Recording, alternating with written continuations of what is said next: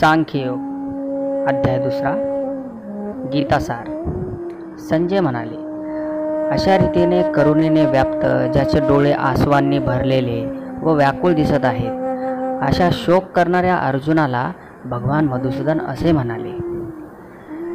भगवान श्रीकृष्ण म्हणाले, हे अर्जुना, या भलत्याच वेळी हा मोह तुला कशामुळे उत्पन्न झाला? कारण हा थोरांनी न आचरलेला, स्वर्ग मिळून न देणारा आणि कीर्तिकारकही नाही. म्हणून हे अर्जुना, शंडपणा पत्करू नकोस, हा तुला शोभत नाही. हे परंतपा, अंतकरणाचा तुझा तुच्छ दुबळेपणा सोडून देऊन युद्धाला उभा राहा. अर्जुन म्हणाला, हे मधुसूदना, युद्धात मी भीष्म पितामहांच्या आणि द्रोणाचार्यांच्या विरुद्ध बाणांनी कसा लढू? कारण हे हरिसूदना, ते दोघेही पूज्य आहेत. म्हणून या महानुभाव गुरुजनांना न मारता मी या जगात भिक्षा मागून खाणेही कल्याणकारक समजतो.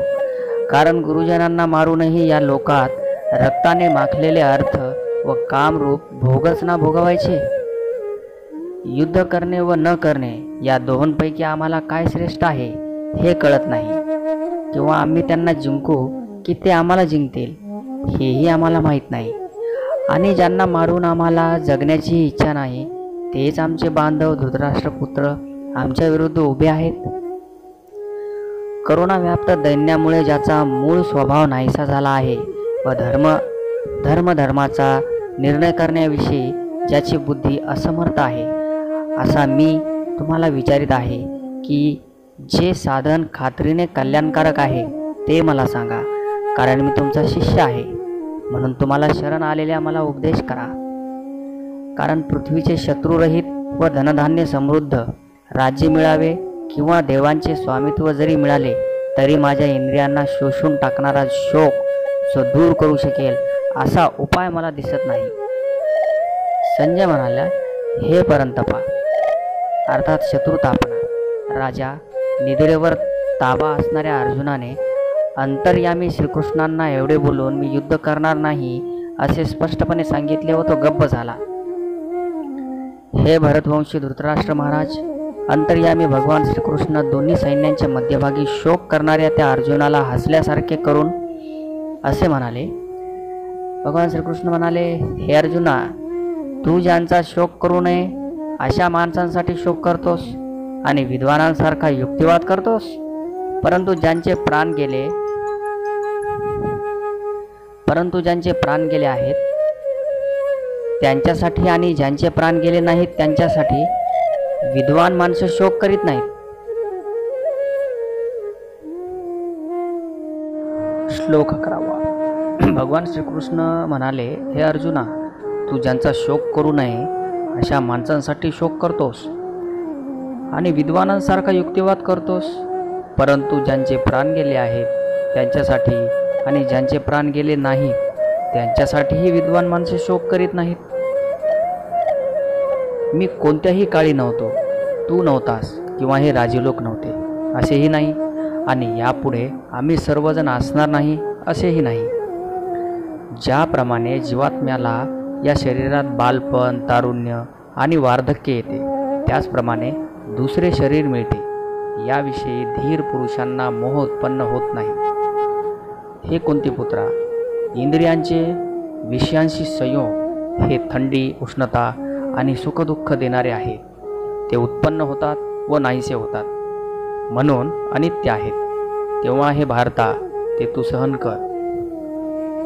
कारण हे श्रेष्ठ पुरुषा, सुखदुःख समान मानणाऱ्या ज्या धीर पुरुषाला हे इंद्रियांचे विषयांशी संयोग व्याकुळ करीत नाहीत, तो मोक्षाला योग्य ठरतो. असत वस्तूला अस्तित्व नाही आणि सत्वस्तूचा अभाव नसतो. अशा रीतीने या दोहोंचेही सत्य स्वरूप तत्वज्ञानी पुरुषांनी पाहिले पाहिजे. ज्याने हे सर्व जग दिसणाऱ्या सर्व वस्तू व्यापल्या आहेत, त्याचा नाश नाही हे तू लक्षात ठेव. त्या अविनाशीचा नाश कोणीही करू शकत नाही. या नाशरहित, मोजता न येणाऱ्या नित्यस्वरूप जीवात्म्यांची ही शरीरे नाशिवंत आहेत असे म्हटले गेले आहे. म्हणून हे भरतवंशी अर्जुना, तू युद्ध कर. जो या आत्म्याला मारणारा समजतो तसेच जो हा आत्मा मेला असे समजतो किंवा मानतो ते दोघेही अज्ञानी आहेत. कारण हा आत्मा वास्तविक पाहता कोणाला मारित नाही आणि कोणाकडून मारलाही जात नाही. हा आत्मा कधीही जन्मत नाही आणि मरतही नाही. तसेच हा एकदा उत्पन्न झाल्यावर पुन्हा उत्पन्न होणारा नाही. कारण हा जन्म नसलेला नित्य सनातन आणि प्राचीन आहे. शरीर मारले गेले तरी हा आत्मा मारला जात नाही. हे पार्थ अर्थात अर्जुना, जो पुरुष हा आत्मा नाशरहित नित्य व जन्मणारा आणि न बदलणारा आहे हे जाणतो, तो कोणाला कसा ठार करविल किंवा कोणाला कसा ठार करील. ज्याप्रमाणे माणूस जुनी वस्त्रे टाकून नवीन वस्त्रे घेतो, त्याचप्रमाणे जीवात्मा जुनी शरीरे टाकून दुसऱ्या नव्या शरीरात जातो. या आत्म्याला शस्त्रे कापू शकत नाहीत, विस्तव जाळू शकत नाही, पाणी भिजवू शकत नाही आणि वारा वाळवू शकत नाही. कारण हा आत्मा कापता न येणारा, जाळता न येणारा, भिजवता न येणारा आणि निसंशय वाळवता न येणारा आहे. तसेच हा आत्मा नित्य, सर्वव्यापी, अचल, स्थिर राहणारा आणि सनातन आहे. हा आत्मा अव्यक्त आहे, अचिंत्य आहे आणि अविकाररहित आहे आणि विकाररहित आहे असे म्हटले जाते. म्हणून अर्जुना, हा आत्मा वर सांगितल्याप्रमाणे आहे हे लक्षात घेऊन तू शोक करणे योग्य नाही. परंतु जर तू आत्मा नेहमी जन्माला येणारा व नेहमी मरणारा आहे असे मानत असशील तरी सुद्धा हे महाबाहो, तू अशा रीतीने शोक करणे योग्य नाही. कारण असे मानल्यास त्यानुसार जन्मास आलेल्याला मृत्यू निश्चित आहे आणि मेलेल्याला जन्म निश्चित आहे. म्हणून या उपाय नसलेल्या गोष्टींविषयी तू शोक करणे योग्य नाही. हे अर्जुना, सर्व प्राणी जन्मापूर्वी अप्रकट असतात आणि मेल्यानंतरही अप्रकट होणार असतात, फक्त मध्ये प्रकट असतात. मग अशा स्थितीत शोक कशाला करायचा किंवा कसला करायचा. एखादा महापुरुषच या आत्म्याला आश्चर्याप्रमाणे पाहतो आणि तसाच दुसरा एखादा महापुरुष या तत्वाचे आश्चर्याप्रमाणे वर्णन करतो. तसेच आणखी एखादा अधिकारी पुरुषच याच्या विषयी आश्चर्याप्रमाणे ऐकतो आणि कोणी तर एकूणही याला जाणत नाही. हे अर्जुना, हा आत्मा सर्वांच्या शरीरात नेहमीच अवध्य असतो. म्हणून सर्व प्राण्यांच्या बाबतीत तो शोक करणे योग्य नाही. तसेच स्वतःचा धर्म लक्षात घेऊनही तो भीता कामा नये. कारण क्षत्रियाला धर्माला अनुसरून असलेल्या युद्धाहून दुसरे कोणतेही कल्याणकारक कर्तव्य नाही. हे पार्था, आपोआप समोर आलेले उघडलेले स्वर्गाचे द्वारच असे हे युद्ध भाग्यवान क्षत्रियांनाच लाभते. परंतु जर तू हे धर्मयुद्ध केले नाहीस तर स्वधर्म आणि कीर्ती गमावून पापाला जवळ करशील. तसेच सर्व लोक तुझी चिरकाळ अपकीर्ती सांगत राहतील आणि सन्माननीय पुरुषाला अपकीर्ती मरणावणे दुस्सह वाटते.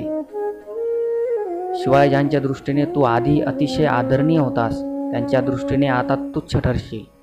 ते महारथी लोक तू भिवून युद्धातून काढता पाय घेतला असे मानतील. तुझे शत्रू तुझ्या सामर्थ्याची निंदा करतील. तुला पुष्कळसे नको ते बोलतील. याहून अधिक दुःखदायक काय असणार आहे. युद्धात तू मारला गेलास तर स्वर्गाला जाशील अथवा युद्धात जिंकलास तर पृथ्वीचे राज्य भोगशील. म्हणून कोणती पुत्र अर्जुना, तू युद्धाचा निश्चय करून उभा राहा. जय पराजय, फायदा तोटा आणि सुखदुःख समान मानून युद्धाला तयार हो. अशा रीतीने युद्ध केलेस तर तुला पाप लागणार नाही. हे पार्था, हा विचार तुला ज्ञानयोगाच्या संदर्भात सांगितला आणि आता कर्मयोगाविषयी ऐक. ज्या बुद्धीने युक्त झाला असता कर्माचे बंधन चांगल्या प्रकारे तोडून टाकशील. या कर्मयोगात आरंभाचा अर्थात बीजाचा नाश नाही आणि उलट फळरूपी दोषही नाही. इतकेच नव्हे तर या कर्मयोग रूपी धर्माचे थोडेसेही साधन जन्म मृत्यूरूप मोठ्या भयापासून रक्षण करते. हे अर्जुना, या कर्मयोगात निश्चयात्मक बुद्धी एकच असते. परंतु अस्थिर विचार असणाऱ्या अविचारी कामनायुक्त माणसांच्या बुद्धी खात्रीने पुष्कळ फाटे फुटलेल्या व असंख्य असतात. हे पार्थ,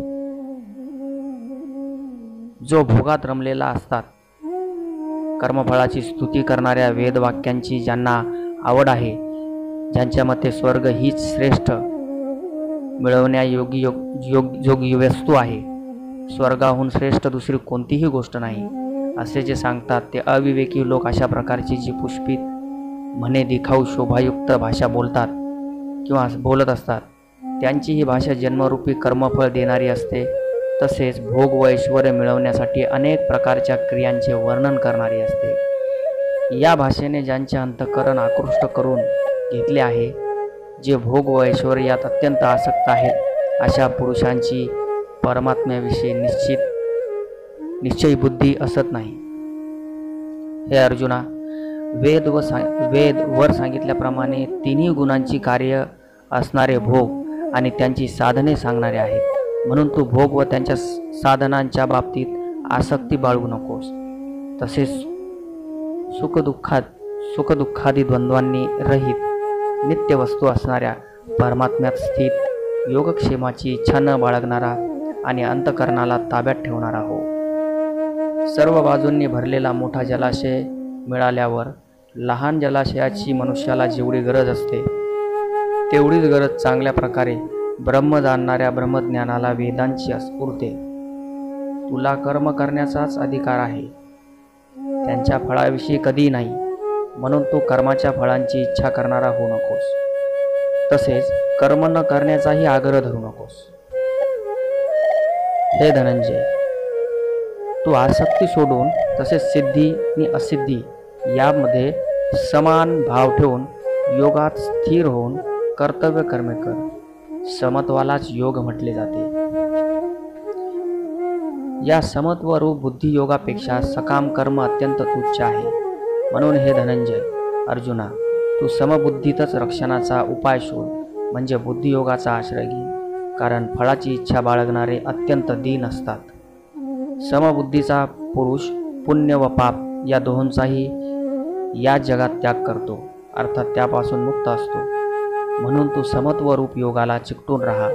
हा समत्व रूप योगच कर्मातील कौशल्य आहे, म्हणजेच कर्मबंधनातून सुटण्याचा उपाय आहे। कारण समबुद्धीने युक्त असलेले ज्ञानी लोक कर्मापासून उत्पन्न होणाऱ्या फळाचा त्याग करून जन्मरूप बंधनापासून मुक्त होऊन निर्विकार परमपदाला प्राप्त होतात। जेव्हा तुझी बुद्धी मोहरूपी चिखलाला पूर्णपणे पार करून जाईल, तेव्हा तू ऐकलेल्या व ऐकण्यासारख्या इह परलोकातील सर्व भोगापासून विरक्त होशील। तऱ्हेतऱ्हेची वचने ऐकून विचलित झालेली तुझी बुद्धी जेव्हा परमात्म्यात अचलपणे स्थिर राहील, तेव्हा तू योगाला प्राप्त होशील, म्हणजेच तुला परमात्म्याशी नित्य संयोग होईल। अर्जुनाने विचारले, हे केशवा, जो समाधीत परमात्म्याला प्राप्त झालेला आहे, अशा स्थिर बुद्धी पुरुषाचे लक्षण काय? तो स्थिर बुद्धी पुरुष कसा बोलतो, कसा बसतो आणि कसा चालतो?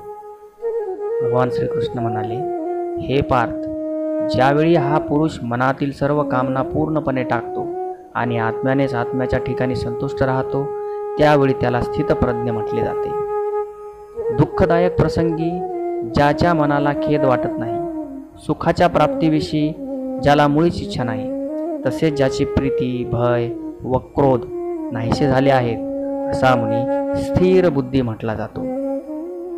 जो पुरुष सर्व बाबतीत स्नेहशून्य असून त्या शुभ किंवा अशुभ गोष्टी घडल्या असता प्रसन्नही होत नाही किंवा त्यांचा द्वेषही करत नाही, त्याची बुद्धी स्थिर असते।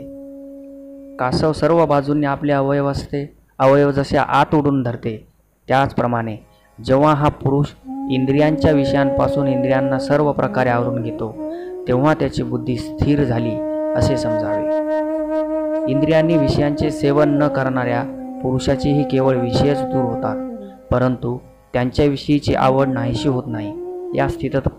या स्थितप्रज्ञ पुरुषाची तर आसक्तीही परमात्म्याच्या साक्षात्काराने नाहीशी होते। हे कुंतीपुत्र अर्जुना, आसक्ती नाहीशी न झाल्यामुळे ही क्षोभ उत्पन्न करणारी इंद्रिये प्रयत्न करीत असलेल्या बुद्धिमान पुरुषाच्या मनालाही जबरदस्तीने आपल्याकडे ओढून घेतात। म्हणून साधकाने त्या सर्व इंद्रियांना ताब्यात ठेवून चित्त स्थिर करून मनाला माझाच आधार देऊन ध्यानास बसावे, कारण इंद्रिये ज्या पुरुषाच्या ताब्यात असतात त्याची बुद्धी स्थिर होते। विषयांचे चिंतन करणाऱ्या पुरुषाची त्या विषयात आसक्ती उत्पन्न होते, आसक्तीमुळे त्या विषयांची कामना उत्पन्न होते आणि कामना पूर्ण झाल्या नाहीत की क्रोध म्हणजेच राग येतो. रागामुळे अत्यंत मूढता येते, अर्थात अविचार उत्पन्न होतो. मूढतेमुळे स्मरणशक्ती भ्रष्ट होते. स्मरणशक्ती भ्रष्ट झाली की बुद्धीचा म्हणजेच ज्ञानशक्तीचा नाश होतो आणि बुद्धीचा नाश झाल्यामुळे माणसाचा अधःपात होतो.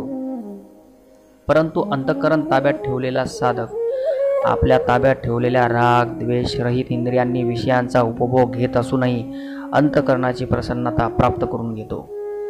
अंतःकरण प्रसन्न असल्यामुळे त्याची सर्व दुःखे नाहीशी होतात आणि त्या चित्त प्रसन्न असलेल्या कर्मयोग्याची बुद्धी तात्काळ सर्व गोष्टींपासून निवृत्त होऊन एका परमात्म्यामध्येच उत्तम प्रकारे स्थिर होते. मन आणि इंद्रिये न जिंकणाऱ्या मनुष्याच्या ठिकाणी निश्चयात्मक बुद्धी नसते आणि अशा अयुक्त मनुष्याच्या अंतःकरणात अस्तित्व भावही नसतो. तसेच भावशून्य माणसाला शांती मिळत नाही. मग शांती नसलेल्या माणसाला सुख कुठून मिळणार? कारण ज्याप्रमाणे पाण्यात चालणाऱ्या नावेला वारा वाहून नेतो, त्याचप्रमाणे विषयात वावरणाऱ्या इंद्रियांपैकी मन ज्या इंद्रियाबरोबर राहते ते एकच इंद्रिय या अयुक्त पुरुषाची बुद्धी हिरावून घेते. म्हणून हे महाभाव, ज्याची इंद्रियांच्या विषयांपासून सर्व प्रकारे आवरून धरलेली असतात त्याची बुद्धी स्थिर असते. सर्व प्राण्यांच्या दृष्टीने जी रात्रीसारखी असते अशा नित्य ज्ञानस्वरूप परमानंदाच्या प्राप्तीत स्थितप्रज्ञ योगी जागतो आणि ज्या नाशिवंत सांसारिक सुखाच्या प्राप्तीत सर्व प्राणी जगतात ती परमात्म तत्व जाणणाऱ्या मुनीसाठी रात्रीसारखी असते. ज्याप्रमाणे निरनिराळ्या नद्यांचे पाणी सर्व बाजूंनी भरलेल्या व स्थिर असलेल्या समुद्रात त्याला विचलित न करताही सामावून जाते, त्याचप्रमाणे सर्व भोग ज्या स्थितप्रज्ञ पुरुषामध्ये कोणत्याही प्रकारचा विकार उत्पन्न न करताच सामावून जातात, तोच पुरुष परमशांतीला प्राप्त होतो, भोगांची इच्छा करणारा नव्हे. जो पुरुष सर्व कामनांचा त्याग करून ममता अहंकार आणि इच्छा टाकून राहत असतो त्यालाच शांती मिळते. म्हणून हे अर्जुना, ब्रह्माला प्राप्त झालेल्या पुरुषाची ही स्थिती आहे. ही प्राप्त झाल्याने योगी कधीही मोहित होत नाही आणि अंतकाळीही या ब्रह्मी स्थितीत स्थिर होऊन ब्रह्मानंद मिळवतो.